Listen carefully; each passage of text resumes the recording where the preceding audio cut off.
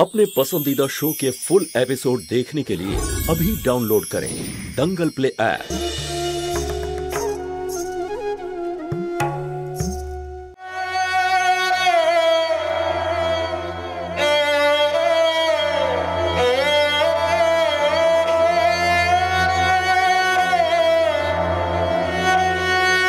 কল্পনা কি হলো? পঙ্কজের সঙ্গে দেখা হলো? কোনো কথা হয়েছে? কি বললো? না, ওই আমার দেখা হয়নি পঙ্কজের সাথে। মিথ্যে কথা বলছিস তুই। দেখা হয়েছিল তাই না? অপমান করেছে তো তোকে?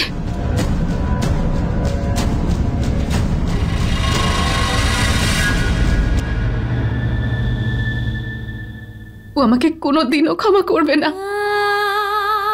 আমি জানতাম এটাই হবে, আমি জানতাম। সব কিছু শেষ হয়ে গেছে। পঙ্কজ আমার থেকে অনেক দূরে চলে গেছে, অনেক দূরে।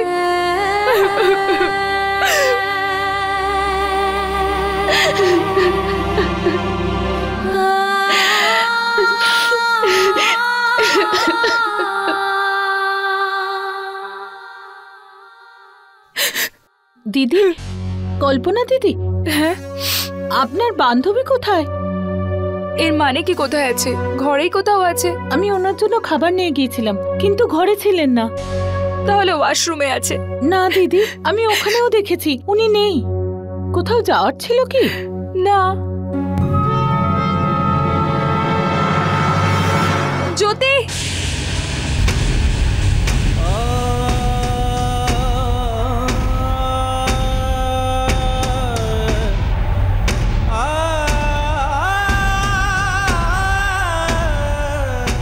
আমি বুঝতে পেরেছি, আমি শুধু চোখেই দেখতে পাই না, আমি মন থেকেও অন্ধ। সেই জন্য আমি তোমার আসল রূপটাকে দেখতেই পাই।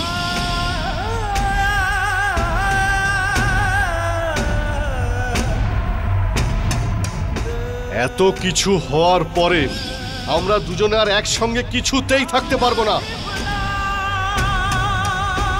আমার তো লজ্জা করছে, অবাক হচ্ছে এই ভেবেছে যে তোর মতো স্বামী পেয়েও ও অন্য কারোর সঙ্গে সম্পর্ক রাখলো।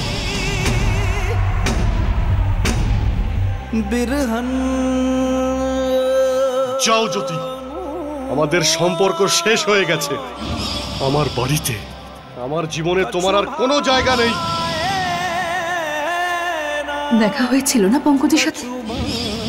তোকেও অপমান করেছে তো?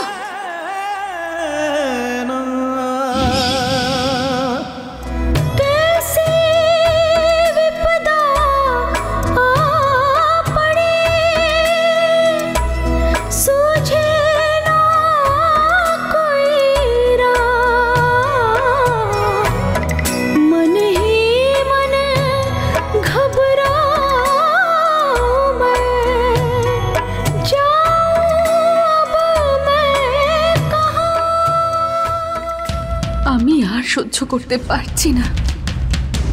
আর এমনিতেও আমি পঙ্কজকে ছাড়া বাঁচতে পারবো না। আর ওর ফিরে আসার আর কোনো আশা আমি দেখতে পাচ্ছি না। ও আমার জীবনে আর কখনো ফিরে আসবে না। ঈশ্বর, আমি জানি তোমার দেওয়া এই প্রাণটা শেষ করে দেওয়ার কোনো অধিকার আমার নেই। আত্মহত্যা পাপ, কিন্তু জীবনের সাথে লড়াই করার আর যে শক্তি নেই আমার। আমি এই পাপের জন্য তোমার কাছে ক্ষমা চাইছি। আমি এই জীবন ত্যাগ করছি।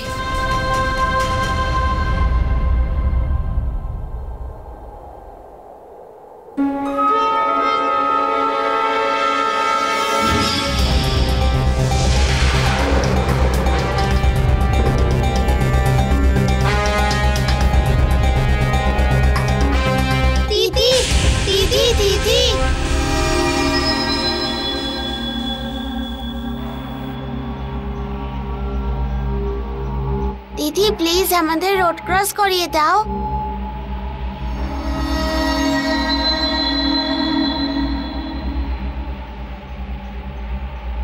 কিন্তু বাবু, রোডটা তো খালি। কিন্তু গাড়ি তো যে কোনো সময় আসতে পারে। মা বলেছে যে রাস্তা কখনো একা ক্রস করবি না।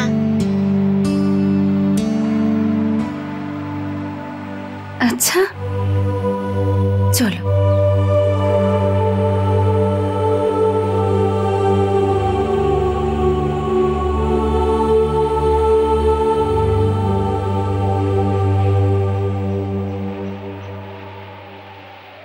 দিদি, তোমার চোখটা লাল কেন? তুমি কাঁদছিলে? নিশ্চয়ই চোখে ধুলো পড়েছে। প্লিজ দিদি, একটু নিচু হও না।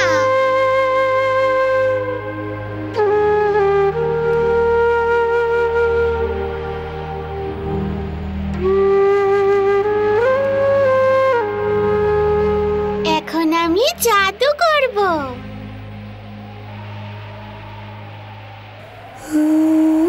দিদি প্লিজ চোখটা তুমি বন্ধ করো না।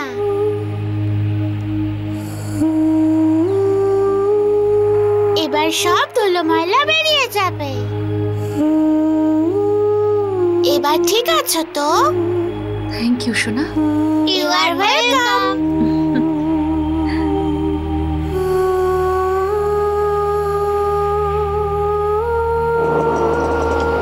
দিদি, আমাদের অটো চলে এসেছে। বাই। বাই।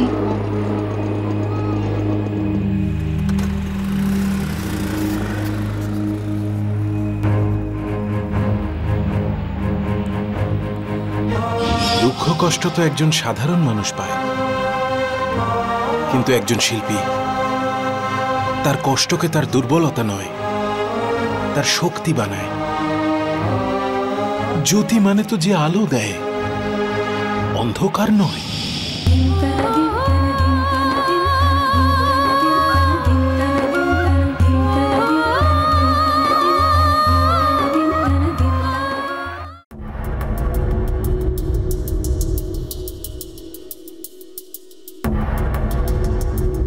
আমি যাচ্ছি মা, আর অপেক্ষা করতে পারছি। আরে কোথায় যাচ্ছিস? ওই বড় লোকদের গিয়ে প্রশ্ন করতে যে কতটা ছোট মানসিকতা আপনাদের সবার।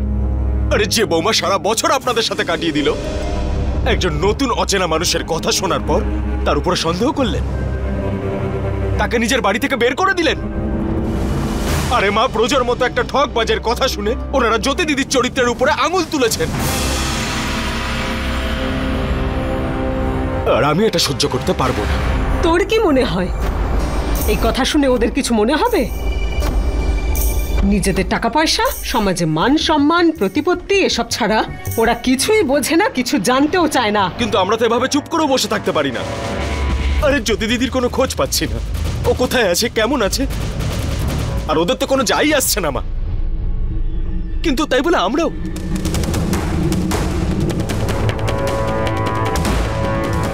ঈশ্বর না করুক যদি দিদির কিছু হয়ে যায় না,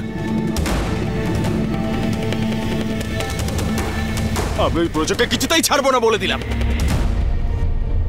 আর বশিষ্ঠ পরিবারকেও ছাড়বো না আমি। দীপুর আগের বসে কোনো ভুল কাজ করে বসিস না বাবা। আমার মেয়ের ওপর আমার সম্পূর্ণ বিশ্বাস আছে, ও কোনো ভুল পদক্ষেপ নেবে না। যদি মনে মনে দুমড়ে মুচড়ে যেতে পারে, কিন্তু জীবন থেকে সরে দাঁড়াবে না।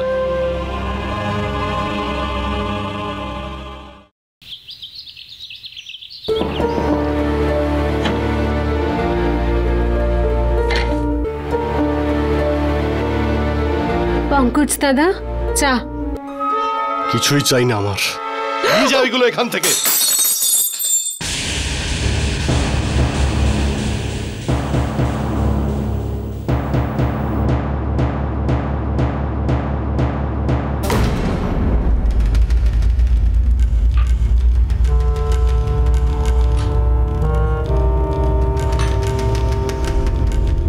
লংশ্রী।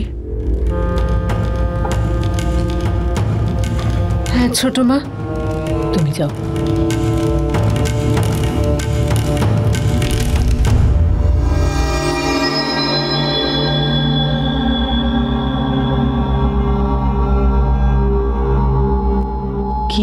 হয়েছে পঙ্কজ তোর? জ্যোতির ভুলের জন্য, তার পাপের জন্য তুই নিজেকে কেন শাস্তি দিচ্ছিস?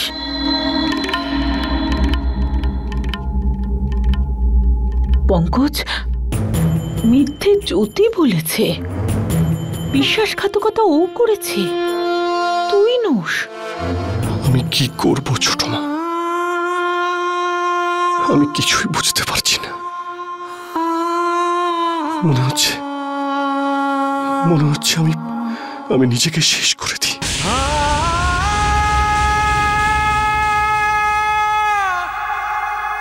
পঙ্কজ, হ্যাঁ ছোট মা, এই কথাগুলো আমায় ভেতরে ভেতরে কুরে কুরে খাচ্ছে। যে জ্যোতিকে আমি দেবী ভেবেছিলাম, ওকে ভালোবেসেছিলাম, সেই আমার সঙ্গে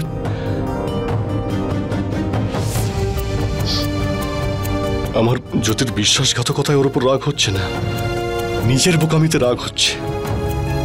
আমি সমস্ত স্টুডেন্টদের লেকচার দিই, কোনটা ভুল আর ঠিক সেটা বোঝাই ওদের, কোনটা ভালো আর কোনটা খারাপ তার শিক্ষা দিই ওদের। আর আমি নিজে এত বড় একটা ভুল করে ফেললাম। কাঁদিস না পঙ্কজ। আর আর জ্যোতির মতো ঠকবাজ, বিশ্বাসঘাতক মেয়ের জন্য এভাবে চোখের জল ফেলা ঠিক নয় পঙ্কজ। ও তোর চোখের জলের যোগ্যও নয়। কি অবস্থা করেছে আমার ছেলেটার জ্যোতি! সত্যি দিন রাত শুধু আমার মুখ থেকে ওর জন্য অভিশাপই বের হয়। তুই দেখবি পঙ্কজ, যদি ভগবান থাকে তাহলে জ্যোতি তার অপরাধের শাস্তি অবশ্যই পাবে। কিন্তু তুই এইভাবে নিজেকে কষ্ট দিস না, নিজেকে সামলা পঙ্কজ। যত কষ্ট দিয়েছে জ্যোতি তোকে, তুই দেখবি তার দ্বিগুণ কষ্ট জ্যোতি আর তার পরিবারকে পেতে হবে। দিদি এখনো এলো না, আর কতক্ষণ অপেক্ষা করব আমরা? প্লিজ প্লিজ চলো না, পুলিশ স্টেশনে গিয়ে আমরা বরং রিপোর্ট লেখাই। বলছি যে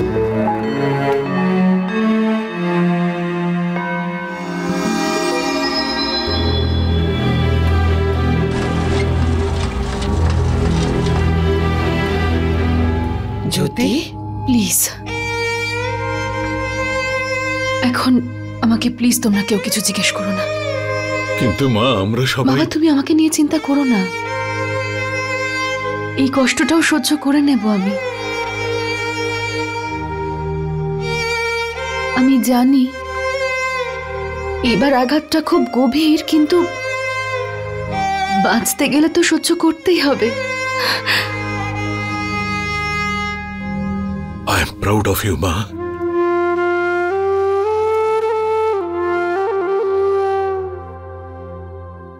জানিস জ্যোতিমা,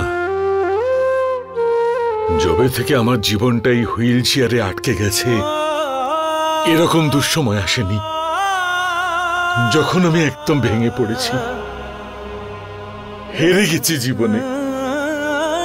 আমার স্বপ্ন, আমার আশা, বাঁচার ইচ্ছা সব মরে গেছে, তবু আমি শ্বাস নিচ্ছি। জানিস মা কিভাবে? তোকে দেখে।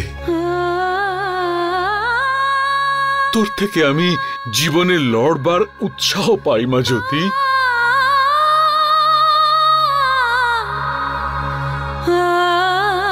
কিন্তু যখন তোকে জীবনের সঙ্গে লড়াই করতে দেখি, তখন আমি ঈশ্বরকে ধন্যবাদ দিই। এত কষ্ট, এত জীবনের চড়াই উতরাই, তাও এইটুকু বয়সে। তবে যে সাহসের সঙ্গে তুই এই দুর্ভাগ্যের মোকাবিলা করিস, ওটা দেখে ঈশ্বরকে ধন্যবাদ দিয়ে বলি যে উনি আমাকে তোর মতো মেয়ের বাবা করেছে।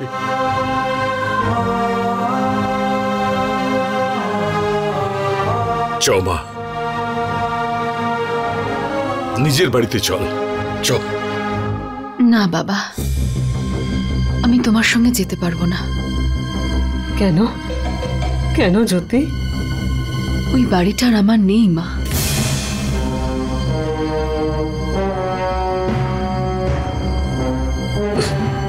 তাহলে তো আমার ওই বাড়িতে থাকার আর কোনো অধিকার নেই, তাই না দিদি?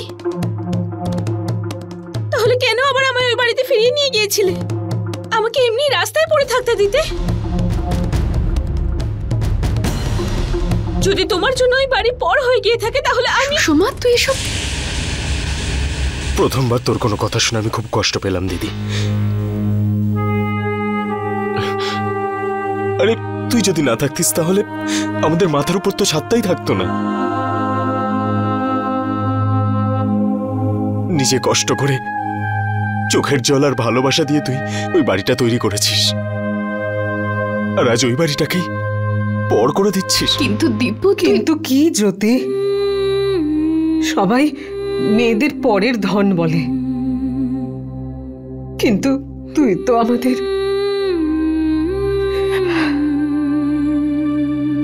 যদি তুই এটাই চাস তাহলে বিয়ের পরে আমাদের সবার দায়িত্ব কেন নিয়েছিলি?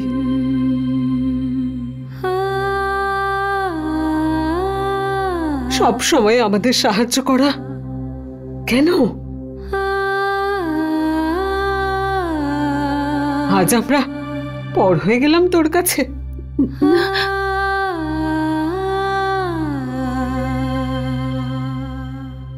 এটা আশা করিনি রে মা। আমি তোমাদের দুঃখ দেওয়ার জন্য এই কথাগুলো বলিনি। কিন্তু আমাদের তো পর করে দিয়েছিস তুই। চল মা, আর মন খারাপ করিস না, চল।